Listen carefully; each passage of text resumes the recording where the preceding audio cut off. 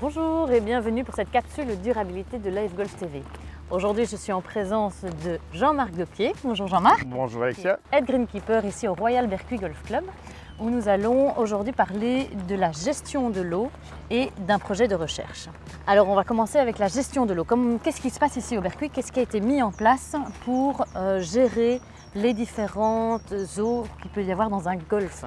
Je pense que ce qui était intéressant de présenter ici au Royal Golf Club du Bercuy, c'était un peu la gestion des bassins et des eaux d'irrigation qui sont dues principalement à l'environnement qu'on peut rencontrer.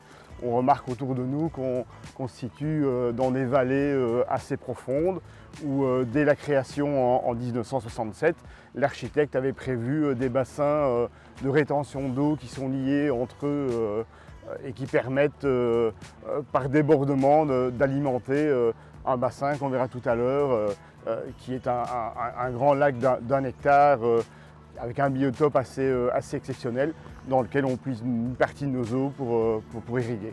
Alors on a vu qu'il y avait un premier bassin là derrière, il y en a combien en tout?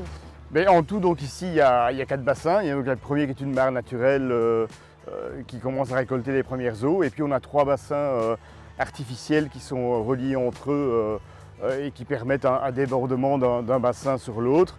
Le dernier étant un grand bassin d'un hectare qui lui est un biotope naturel préservé dans lequel on va pomper nos eaux pour irriguer, avec bien sûr des niveaux minimaux à respecter afin de ne pas bouleverser toute la vie qui s'y trouve.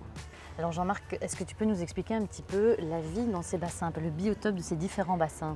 Il est bien évident que ces bassins se sont empoisonnés au fil des années, que ce soit par des actions naturelles ou par l'action de l'homme.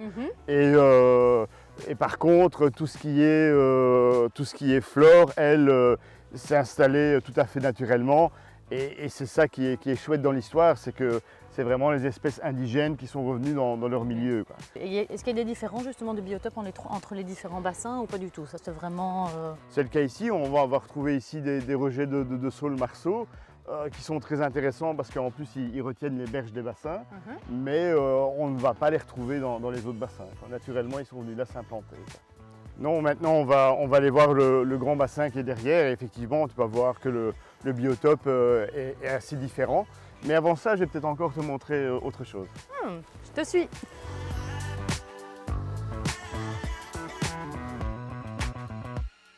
Voilà Alexia, voilà ce que je voulais te montrer. Ceci, c'est une mare qui est tout à fait naturelle. On n'y touche pas, elle reste dans son état et dans son biotope naturel.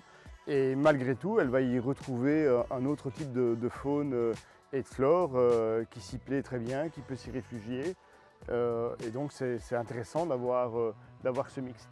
Voilà Alexia, et donc ici on se retrouve sur le grand bassin qui nous sert de réservoir principal. Il a une capacité de plus d'1 hectare, donc il est assez important, mais qui nous permet d'avoir un biotope tout à fait différent que ce qu'on trouve sur les autres bassins, où là celui-ci est laissé de manière tout à fait naturelle et on ne touche à rien du tout.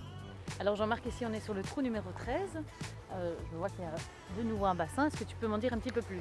Oui, donc on est dans notre deuxième vallée. On a notre deuxième bassin qui nous sert de réservoir d'eau, qui lui a la particularité, et on va le voir en s'enfonçant un peu dans le sous-bois, d'être alimenté par des sources naturelles.